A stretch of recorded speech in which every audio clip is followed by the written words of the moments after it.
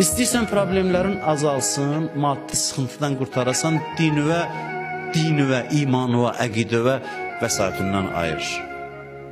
Dinivə xidmət elə. Mənim həyatda təcrübə elədiyim məsələlərdən biridir. Hədisdə gördüm, 40 yaşa çatmışam, onu həyatımda təcrübə elədim.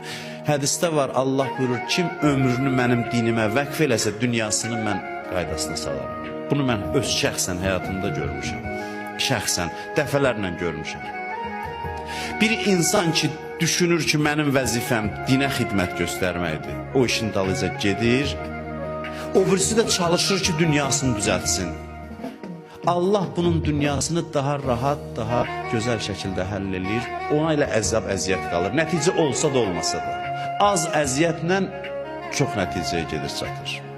Kim başqalarının hacəti üçün çalışsın. Nəyə lazımdır o adam ki, günü keçir, heç kəsə xeyir vermir? Nəyə lazımdır o adamın yaşamağının mənası nədir? Maddi xeyir, elmi xeyir, əxlaqı ilə, ürək-dirək verməsi ilə, bir təbəssümlə bir adama xidmət eləmir. Qaşqabaqlı gəzir, öz problemləri ilə məşğuldur, səhərdən axşama qədər. Niyə yaşayır o adam? Hayf da hava israf olur ki, ondan nəfəs alır.